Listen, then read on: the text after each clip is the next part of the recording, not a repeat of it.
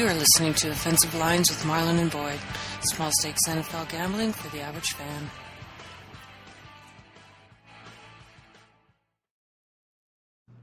Welcome to Offensive Lines. I'm Marlon. I'm Boyd.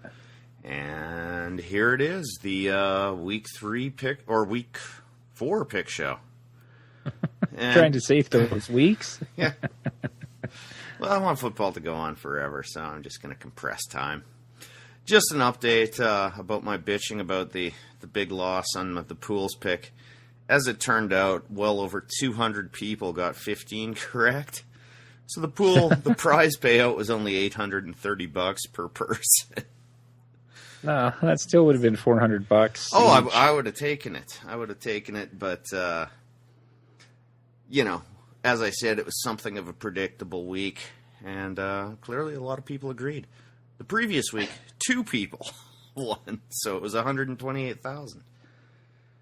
So that's about all I have to say on that. And do you have anything you want to bring up? No? Wow, okay. No, there's nothing. Nothing happened really since yesterday. No, not that I saw. That was of any import. Okay. Well, I think then we know what time it is. It's motherfucking game time! That's right. It's motherfucking game time. The Thursday night this week. 2 teams are on bye, we should mention. New England and your Tennessee Titans. Woohoo. They couldn't go on bye next. That works out great. So I'm going to the baseball game in Tampa on Sunday. Right on. I don't miss anything. I thought maybe you scheduled this whole trip to Florida based on the Tennessee bye week. More on Canadian Thanksgiving, so my worker could have the couple of days off. Ah, okay. All right. So, starting things off, the Thursday night game. Baltimore are 2.5-point favorites at Pittsburgh. It goes without saying, I think, that we're not touching this one. No. Oh, can Mike Vick and Le'Veon Bell do enough to beat Baltimore? I think they might be able to, simply because teams that lose their quarterbacks tend to rally. Like for at least a game, and then it might go in the shitter. Because there still is the pride of the athletes who don't want to believe that just losing their quarterback makes all of their contributions useless. I mean, I've seen that over the years, and yeah, the second game without your star often hurts, but I think 1 week at home, a divisional battle which Pittsburgh needs to stay relevant with Cincinnati. I mean, they can't go anything worse than 500 for as long as Roethlisberger's out and have a chance in the North. Yeah, but I'm still trying to figure out how Baltimore had enough offense to hang with Cincy. It was all Steve Smith. I know we keep saying that's all they have, but he seems to be getting open frequently. Yeah, but their secondary, A.J. Green just torched them. Yeah, but if Roethlisberger was there... Michael Vick could probably throw the ball to Antonio Brown anyway. Yeah, but if Roethlisberger was there, this spread would be 5.5. Pittsburgh? Reading this line. You think he's an 8-point quarterback? Roethlisberger? Well, I'm taking away that I'm adding 3 in. Well, Baltimore's negative 2.5, so it was 5.5. So that'd be an 8-point swing with Roethlisberger. Well, I'm saying with the Roethlisberger in there, they'd get the 3-point home field advantage automatic, and then they'd give them a couple of points. Yeah. Because Pittsburgh would be favored by 3 minimum, and the way Baltimore's played, they would bump up a couple of points. Yeah. Baltimore is wildly desperate.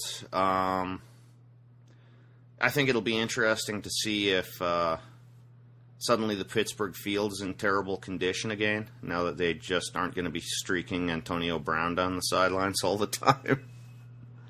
Well, if one thing Mike Vick was good at, he could throw a decent deep ball. And they're going to run the shit out of the ball. They've got Stewart and Bell. They're going to run and screen pass, and then they'll do play action. Not Stewart, Williams, but... Or Williams, sorry. Yeah, I think they are going to run the ball a lot because, I'm leaning towards Pitt here. I'm taking Pittsburgh. My biggest worry, is that it took Roethlisberger a long time to learn this offense. Well, that's what I'm saying. They're just going to make it really simple. Run, screen passes, short passes, and then the odd time take a shot deep with Brown. Yeah, and I think they'll throw to Le'Veon Bell a lot, too. Yeah, screens. And then when you have D'Angelo Williams and Bell, you can run it 45 times. Yeah. And that's what they're not going to let Vic just wick it or chuck it around like fuck all these other teams he played with. It's going to be very structured and very safe. I don't expect the Steelers to blow them out, but the home team wins, I'm going to say without looking up any numbers, 85% of the Thursday night games. It seems that way. And I'm taking the Steelers at home. All right. I'm taking Pittsburgh too. But I certainly don't want to bet it. This game's kind of a disaster. No, I wouldn't bet this one. All right. The next game up, it comes from merry old London, England. The Jets are 1.5-point favorites over Miami. I don't want to touch this one. I don't want to touch it either. London games, that Detroit-Atlanta game was stunningly inept. I don't like anything about this game. I don't like London games in general. Isn't the London game last year where Tannehill kind of turned it around? Was it? He had a good game in London last year. I don't recall that. I can't remember. I trust who they played, you, but I don't recall it at all.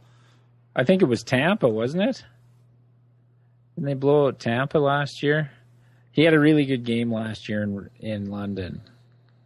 I know then he went on kind of a hot streak, but their offense looked terrible against the Bills. Their offense looked terrible.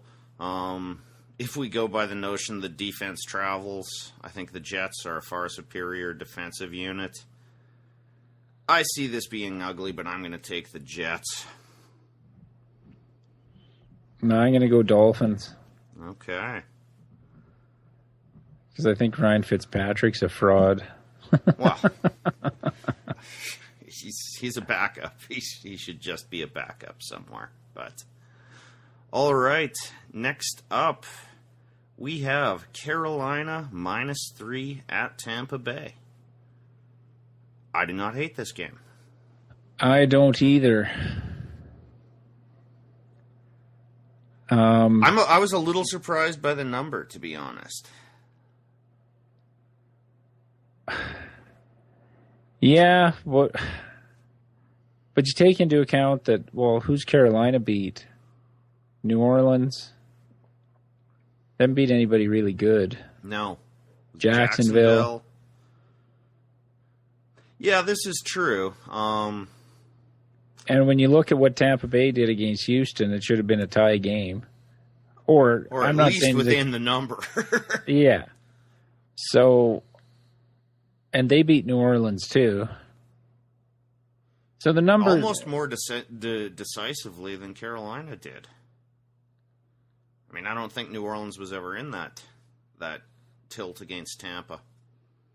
No. Carolina kind of, took control late, which is all that really matters. But I still like Carolina. Cam Newton is playing out of his head right now. It looks like he's made the leap a little bit. It does. But I've thought that before. Well, and I still think he's not too bad. Of a lot of the guys coming through, he's managed to maintain a fairly consistent level of production with almost no weapons for years and years and years. Yeah. So... Yeah, and the Tampa Bay pass defense isn't the greatest in the world either. No. And, well, outside of McCoy, I don't like anything about that defense. If they try to play that cover 2 zone again, even with the limited receiving weapons, I think Carolina can eat them up.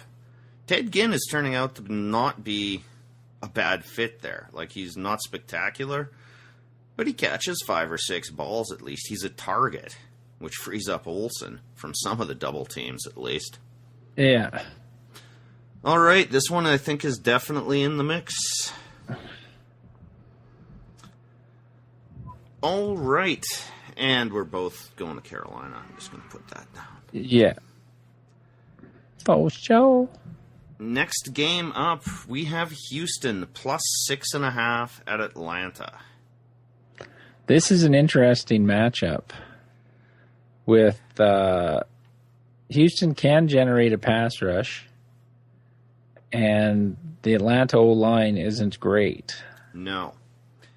And Matt Ryan is an excellent quarterback, but he is not, by any stretch of the imagination, mobile. But can they give him can Houston cover Julio Jones? Well, and their offense is atrocious. Yes. And as far as I know, there's still no Arian Foster.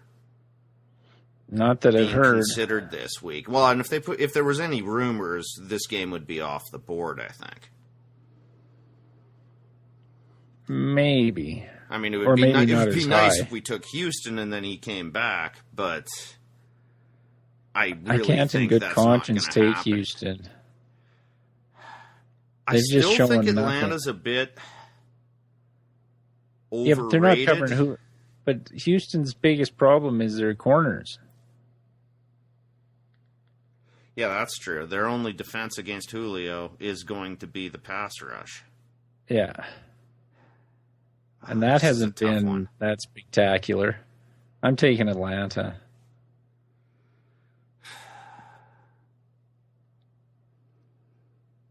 I always take. I am getting Houston backwards all bloody year.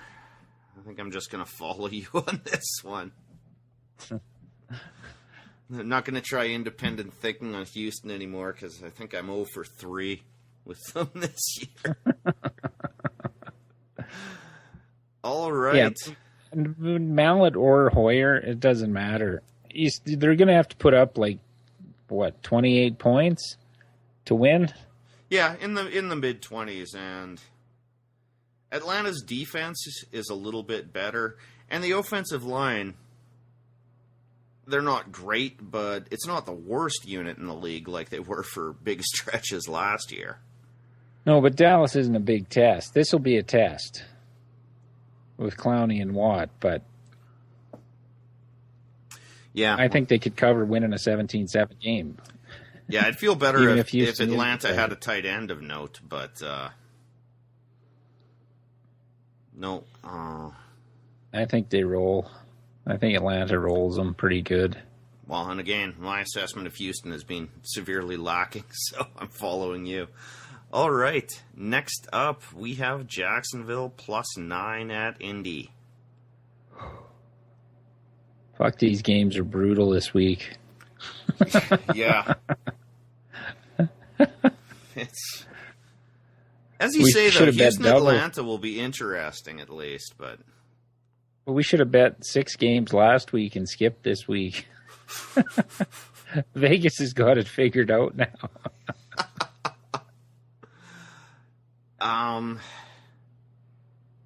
Because last week Miami would have been favored over the Jets, I think, in London. But yeah, Miami.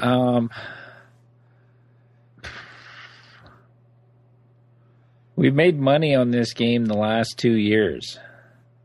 And I'm not advocating betting it in any means, but we've made money on this game the last 2 years. just trying to decide where our threshold would be for how many points we laid on Indy. Well, it's just Indy's fucking offense. Because they fixed it for a quarter in Tennessee, does that mean anything? But I don't know if Jacksonville can fucking score. No, I mean, they were able to score against Miami, but that doesn't seem like a particularly difficult task. And that Carolina game was pretty tight. Though Indy's defense, I'm not certain, is much better than Miami's. They have no pass rush. How can you take fucking Jacksonville +9? Well, I'm with you. I definitely don't want to bet it, but until Indy proves that they can look like a decent team at all, I'm going to have to take the points in Jacksonville in this game. No, I'm taking Indy. Yeah, and I don't blame you, but they figured something out in the fourth quarter. It was like a light bulb went on or something. Yeah, your opinion is more valid on that because I didn't see what finally happened, but they looked like what I was scared they would do to Tennessee during the game. I don't know why it took them 3 quarters or 2 games in 3 quarters to figure it out. But we had no pressure in the fourth quarter against them, and that was what was keeping him down the whole game. Once he had time, he just picked us apart, and that was their first 2 games they played where he had no time. When he had time, they were back to the same old offense. So Jacksonville has no appreciable pass rush. So I got to take Indy. Fuck, I hate taking them, but yeah, I'm sticking with Jacksonville for now. I'm not sure how it'll go in my office pool, but all right. Next up, KC is +4 at Cincinnati. This game's interesting as well. Is KC that bad? Well, I think their quarterback might be. It's starting to look that way. That, it wasn't the wrong move to ship him out of San Francisco. It's just keeping Kaepernick was not the right move either. Well, he can't throw deep. No, I mean, Maclin caught one for a touchdown to break that wide receiver stat, but that was from 7 yards out. Yeah, and even the old kicker, did you see those tweets? Lawrence Tynes? He tweeted out during the game that Alex Smith was the check down master. So, if he can't throw, he said signing Jeremy Maclin was like buying a Ferrari and driving around in a something else. I can't even remember what the comparison was, but basically saying it was a waste of time signing a speedster on the outside if you can't get him the fucking ball anyway. Mind you, I'm sure he's just a bitter kicker. Well, he's seen no practices, I'm sure. Yeah, that's true. But a little more inside information than most. I'm taking Cincy. Yeah, and I still think Cincy's a good team.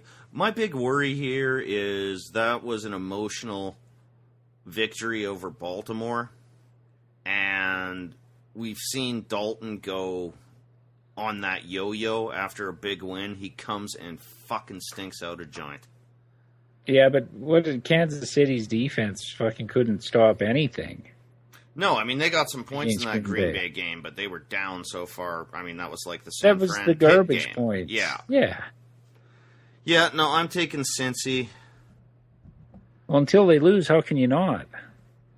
And the O-line is still good in Cincy, too. KC's strength on defense. I mean, they will get to Dalton some, but that offensive line is better than most in the league.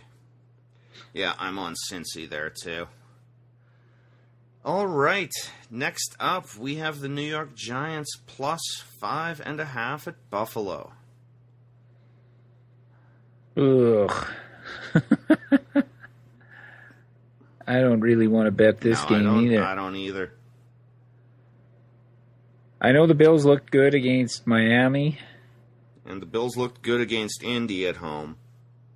But that was, as we've discussed, an Indy team that's showing terrible problems. I don't think the Giants are that good. But are the Bills that good? I'm still not sold on Tyrod Taylor. No, though, I'm most of the way there. I don't think it'll ever be as easy as it was for him in Miami.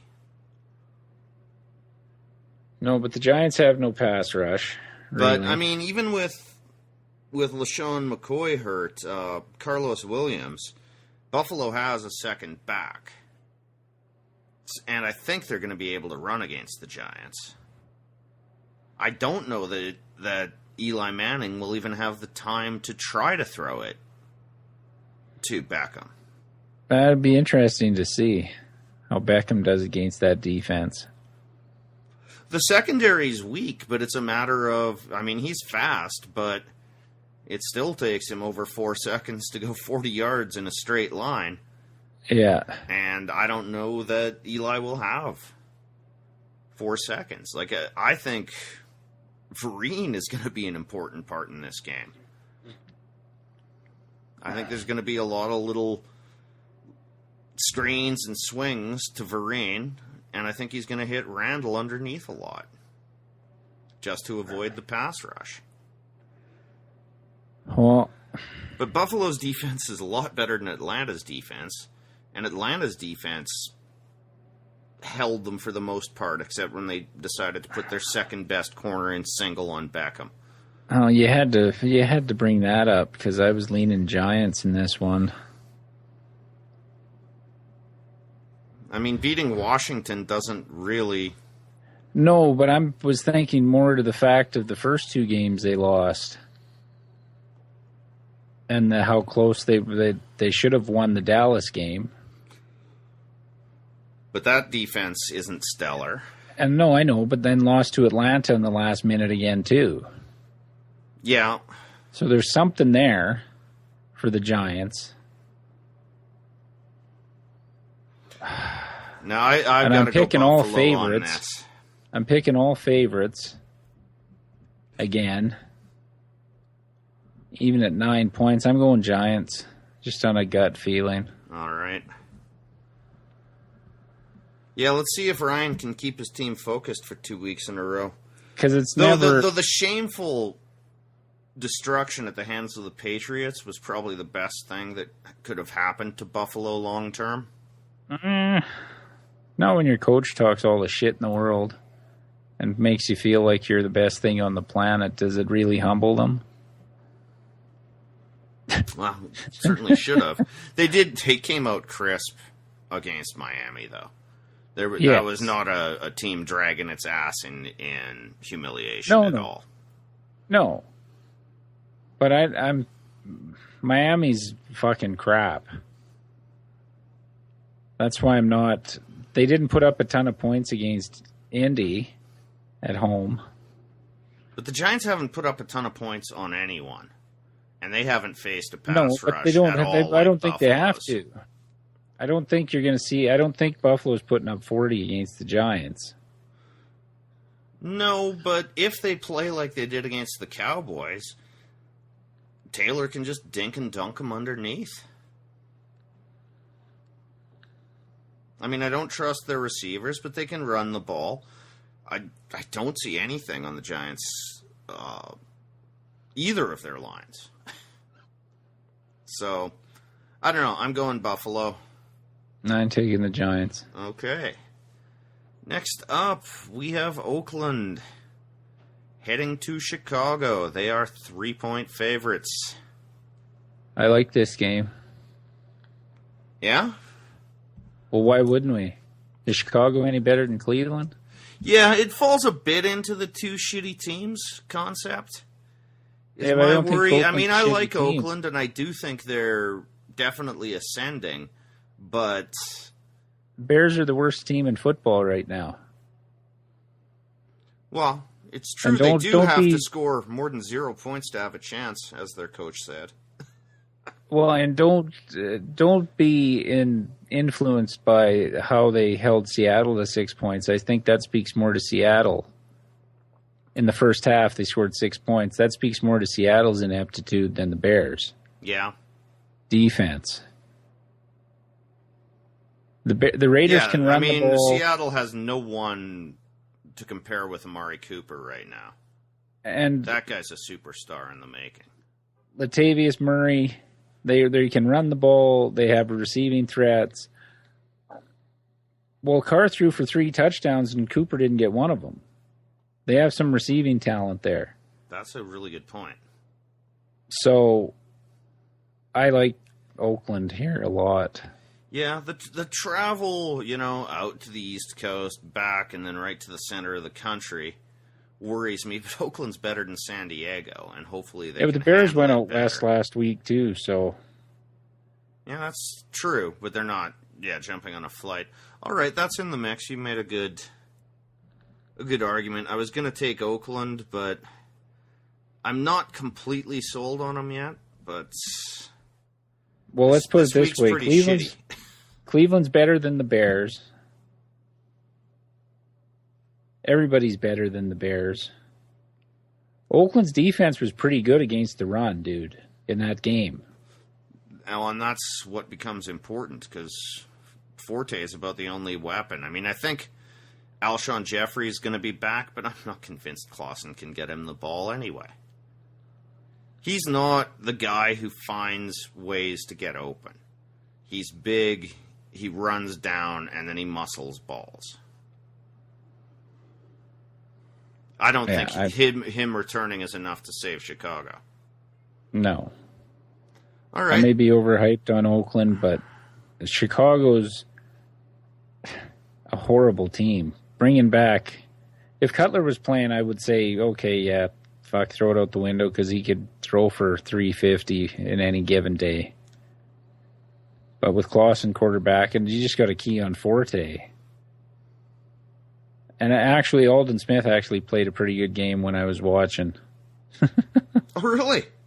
Yeah. Good. Just stay out of trouble, son. Well, as long as he's out of trouble this week, I don't give a shit. Get in trouble after. No. Wow.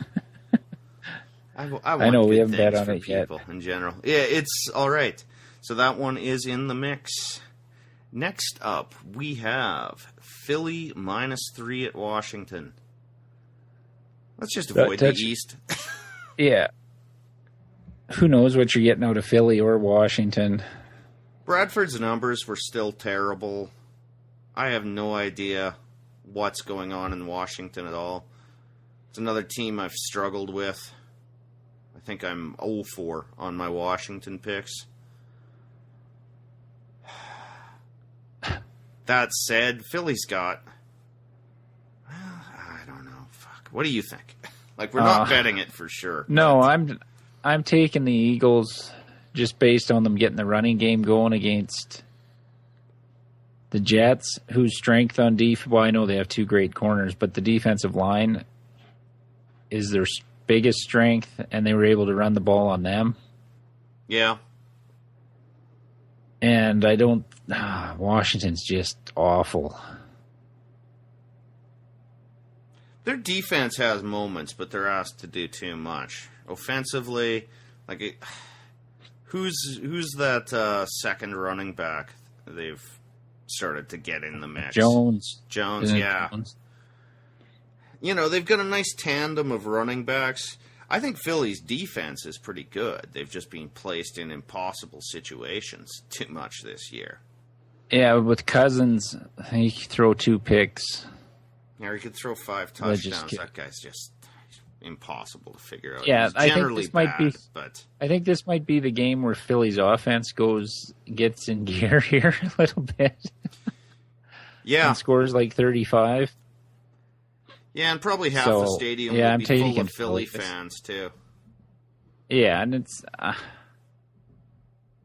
one game against the Rams doesn't really change my opinion of the Redskins. No, the Rams don't do much there. I mean, and then we thought maybe their defense was much better, but now we're starting to figure out that Miami's offense is just brutal. So that one doesn't really say anything. No, give me the Eagles. It makes me feel better about taking Buffalo when I look at this, though. All right, we both are on the Eagles. Next up, we have Cleveland plus 7.5 at San Diego. We can't bet this. I don't know why San Diego is laying 7.5 to anyone.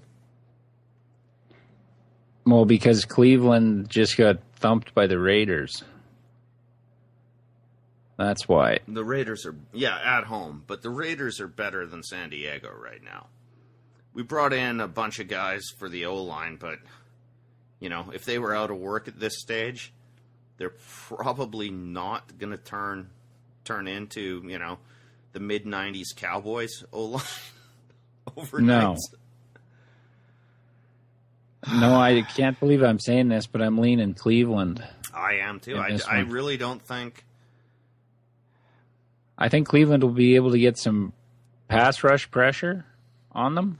Well, anyone should. I mean... No, but they did well Dunlop, against the Titans. I didn't realize this. King Dunlop took a concussion in the last game, too. So, I don't know if he's cleared protocol. I don't even know where that is. I don't know who we're sending out there on the O-line. 7.5 is too much for a team that's already battered like this is week 23. I just say McCown at quarterback. Yeah. But, I mean, Flowers was a late scratch last week for some reason, and then Verrett went out with his foot injury, which I'm starting to think is going to be a chronic thing. Cleveland doesn't have big receivers. No. Cleveland doesn't have a lot of big receivers to exploit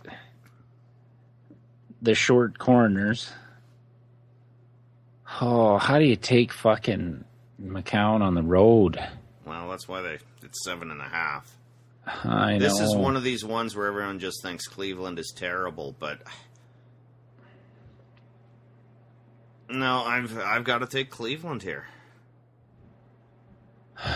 I'm not even trying to reverse jinx. I mean, it hasn't made the Chargers win, except against Detroit, and again, that's a team that we're starting to see has a lot of other problems. And give me Cleveland. We barely should have won that one. That one's going to be depressing for me. All right. Next up, we have Green Bay minus 8.5 at San Francisco. I don't mind this game. No. I know 8.5's a lot, but how are they stopping Green Bay's offense? Kaepernick can't do anything offensively. The defense is getting best games of his career have been against Green Bay, but he's not like... I hate being in a position of defending him, even for a second. It's not like he's got a pile of weapons. No. Well, he lost his security blanket in Crabtree. Vernon Davis had 1 year, which was statistically weird with the number of touchdowns, but he's really a washout considering how much hype he got. I don't mind it. It's a lot of points to lay. To choose from. No, but the Packers are rolling. I don't know how you slow them down. They've got Lacey, Cobb they're not throwing the ball deep like they did last year when they had what's his name that you lost, Jordy Nelson. Yeah. But they're still scoring a ton of points. And the defense isn't all world, but like we said earlier in the Kansas City pick, a lot of the points they got were garbage points in the fourth quarter when you're just trying to let the clock run down. Yeah, let them dink and dunk down the field and get some touchdowns. Who gives a shit? Which is the worry about 8.5. But I don't think San Francisco's but I don't think it's going to be close. Going to be in a position to even creep in through the back door. No, it'll be this is going to be like the Pittsburgh game, like the Arizona game. Yeah, as long I still as that can't figure out how they got fucking Minnesota. turf in the Niners doesn't injure about 9 Packers. I still don't know how they got the win against the Vikings. The Niners. That makes no sense. I said too. I mean, I've never seen Bridgewater that brutal. Like, that was the worst. It happens to everyone. That was the worst game of his fucking career by far. But you still have to have. They still had to have done something on defense to mix him up. I just don't know what it was. I don't even know that's the case. The balls were going 5 yards over people's heads. Like open receivers, and it was just sailing. He was, last year he was the most accurate rookie quarterback, and he could barely hit the ground in that opening game. So, yeah. But yeah, I do think that was the aberration for the Niners. So that one is on the list. Yep. Next up, we have Minnesota plus 6.5 at Denver. I don't want to touch this one. Oh, really? This is my candidate for the underdog.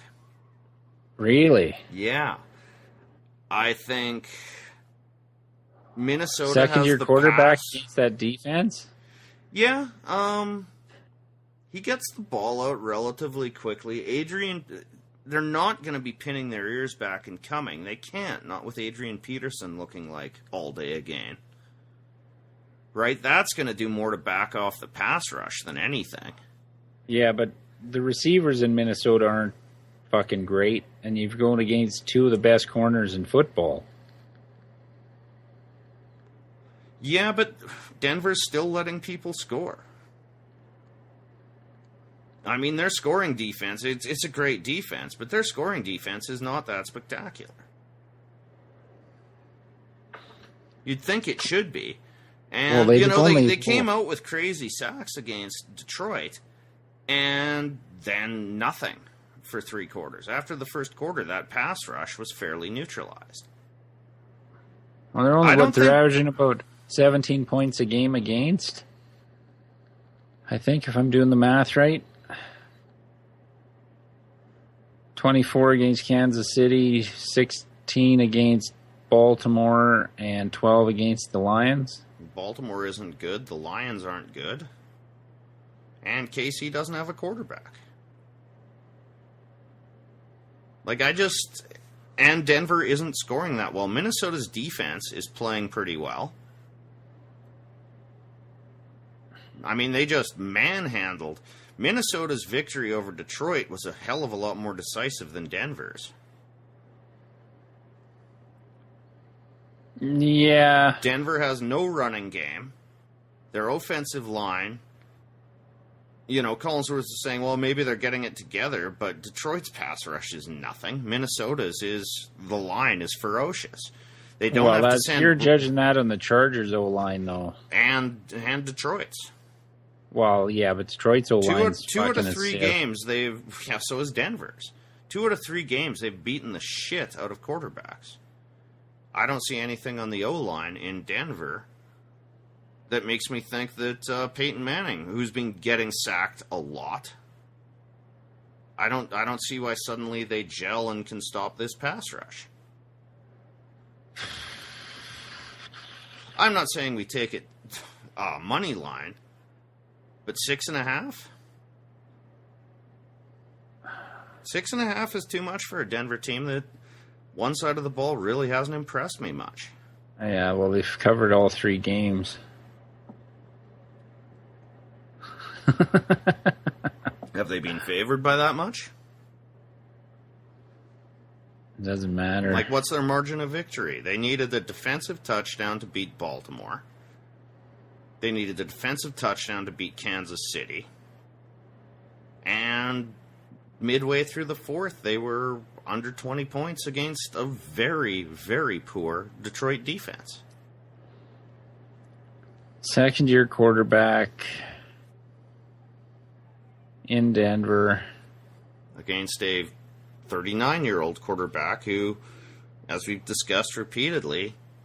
Yeah, but I've had him buried about 4 times in the last 3 years, and the cocksucker just keeps... Yeah, watch him throw, man. Watch him it up. throw. I have, to throw it 15 score. yards down. To throw it 15 yards downfield, he is putting everything into it. If he can't step up in that pocket, and I'm saying I don't think he will be able to. Yeah. What does Minnesota have at corner? They can stop Sanders and Williams. Well, or Thomas, I mean. I'm not sure about whether Rhodes will play. I mean, Keenan Allen got free, but that was more underneath and slot. I mean, Sanders, he'll be okay, but if Manning's on his back, he can't throw it. And I don't see any better underdog picks. Pittsburgh, maybe. But that's Thursday. All right, put it in the mix. I don't know how comfortable I am with that. But we'll figure it out pick at the an end. underdog, so I'm taking Mini in the points. I'll decide when we get there. Fair enough. All right. I don't mind this next one either. St. Louis are +7 going to the desert in Arizona. No, I think this one's definitely in the mix. Arizona's lost 2 games at home in the same span as that holy run that everybody talks about, the Seahawks. Yep. Home record. Arizona's lost 2 games at home. Well, we've said for years here that Arizona has, if not the best, the second best home field advantage. I mean, I don't think it'll be a walk in the park like the Niners game was, but their record with Carson Palmer has been absurd as well. Yeah, and the Rams are, I don't even know what they are anymore. They're supposed to have this great defensive line, and I guess they did a decent job against Pittsburgh in the screen game, or in the rushing game, but Bell still had a decent day on screen passes against them, and I think Arizona did that with Chris Johnson, which I begged the Titans to do. Screamed for it. Why don't you ever throw him the ball in space? Oh, no. Don't do that. They've got Chris Johnson. They've got the other Johnson. I mean, Arizona has enough running backs to keep them honest. And their defense is back to where it was when they were dominating and causing turnovers and everything else. And Nick Foles, sorry, he doesn't cut it on the road. And they scored 6 points against Pittsburgh, who's not the greatest defense in the world. He had a crazy statistical run that, if you really looked at it, was bogus.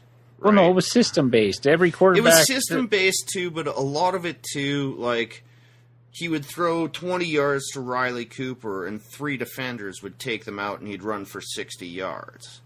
Well, no, I mean, but he's never been close to what he was during that period. Well, no, but that's why I say it's system, because since Chip Kelly's been there, the quarterback rating of the Philly quarterbacks going into this year was 4th in football, regardless of who was quarterback. Oh, he was certainly helped by the system, and yes. So when you throw him in a normal offense, he's lost. Yes, this one's near the top of the list. And I don't know how long it will last or how consistent it will be, but Fitzgerald is playing like I haven't seen him play over the last 2 years. Didn't they move him inside to the slot? No, I think he's still playing out. Because that was the talk going into the season. I haven't watched any of their games. I've seen his numbers. He's got the most touchdowns through 3 games at any point in his career. It could be a mix, too, because I've seen him playing on the outside at least part of the time, but as good as he is at running routes, it's putting him in the slot makes a lot of sense. Well, he's an amazing athlete, and he's a total professional at playing football, right? So, yeah, I like this one quite a bit. The Rams got beaten by Washington on the road. So. Yeah, and handled pretty easily. Only touchdown was a flea flicker. So. Well, yeah, Jeff Fisher will bring up his mastermind trick plays on special teams and that, but I don't think it'll be enough. No. Plus, I'm certain Arizona is focused that they cannot. They've got a chance here to more or less take, 2.5 over the Seahawks? The Seahawks are still chasing them. They're not going to be lazy and think, this division's ours. Yeah. All right. Next up, this is off the board, presumably for the status on Breeze. Dallas at New Orleans. Yikes. I don't even know how to call it. I may be tweeting about this game later in the week, depending on what's happening with Breeze. But even with Breeze playing, how do you take them? They weren't winning with them. No. Lost to Tampa with them in. So I'm taking Dallas here. I'm taking Dallas too. I think they'll keep focusing on the run. I don't think Ingram is enough of a back, even, for the way Freeman ran against that left side of the Cowboys was discouraging, but I have seen nothing from New Orleans that impresses me. No, not even when Breeze was in. So I have to take Dallas. Yeah, I'm taking Dallas too. I'm not crazy about it, and that's one I agree with you. That might change over the week, but I don't even know if Breeze. Anyway. I don't even know if Breeze gets in if I change. They haven't shown anything offensively that. Yeah, and by the way, McCown didn't play that poorly at all. So, there a huge uptick to the current model of Drew Brees from McCown? I don't think it's a huge difference. Whedon? In Dallas. It's Luke McCown. Oh, it's Brandon Whedon. Oh, no, in New Orleans. Oh, That's yeah, why I'm saying the uptick from Luke McCown to Breeze is not that significant based on the way we've seen Breeze play. Yeah. No, I got to take Dallas, but fuck, who knows? Yeah. If Dallas turns the ball over, they'll lose. And we might see a little more CJ Spiller this week out of New Orleans, from what I've read on the interwebs. Well, that would make sense, but yeah, without a lot of confidence, I'm taking Dallas, who I think New Orleans has probably already thrown in the towel. Dallas is just praying they can hang in the mix because their division's so weak. They'll still have a chance if they can go 500 without Romo. Yeah. All right, and the Monday Nighter. Detroit is plus 9.5 at Seattle. I don't want to touch this. No. In theory, Seattle should clobber Detroit and cover, which I'm taking them to do. But Seattle hasn't shown anything offensively yet either. No. And shutting down Clausen, I mean, defensively, they haven't really been overwhelming either.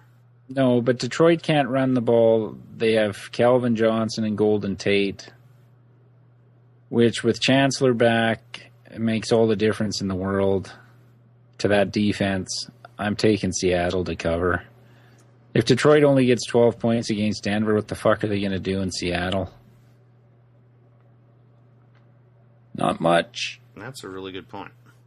Not much. I was leaning towards Denver. Detroit there, but you brought me over on that last line.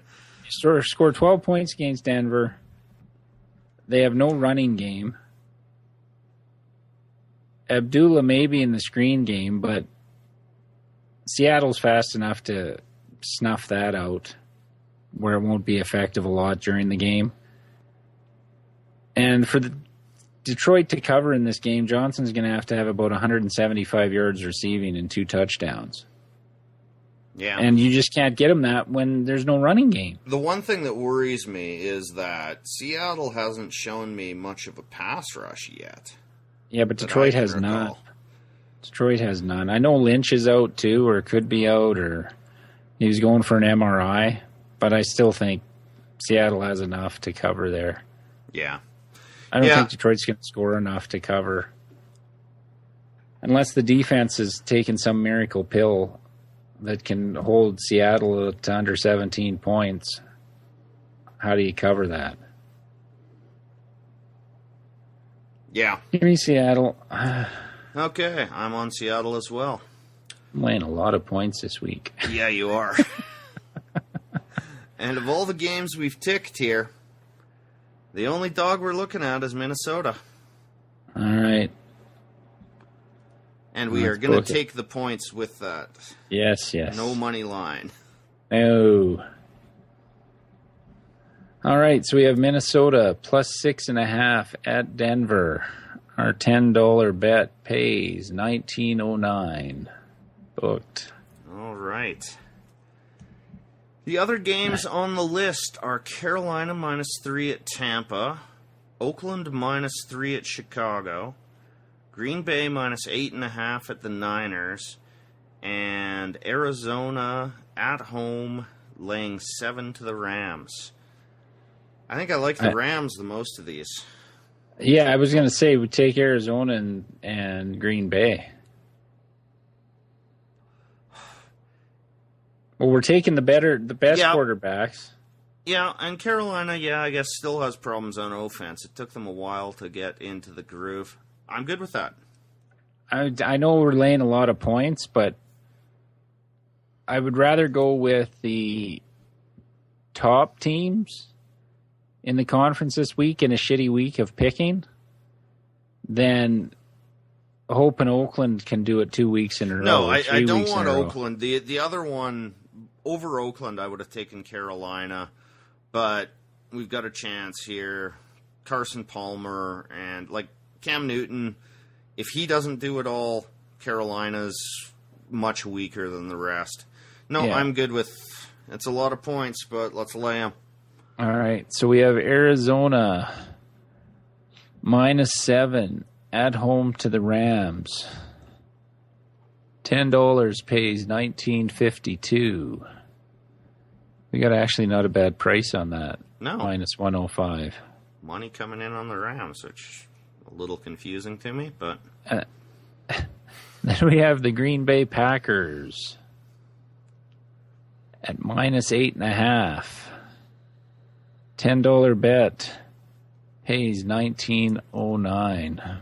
Booked. All right. So I'll just summarize those. We got nothing going in the morning. We are laying 8.5 points for Green Bay. 10 pays $19.09. Traveling to Santa Clara or wherever the hell the Niners play now. Yeah. We have Minnesota plus 6.5 going to Denver as our underdog pick. $10 pays $19.09. And we have Arizona -7 at home to Jeff Fisher's Rams. $10 pays $19.52. Well, I'll take another 3-0 week. Yeah. That would be nice. Then maybe we start betting more games. Yeah, that's not on weeks like this, though. No, this was a horrible... I looked at the spreads last night and I went, how in the fuck are we picking an underdog? Even in terms of entertainment value. No, I'm not missing much this week. No, you're sitting in a ball game.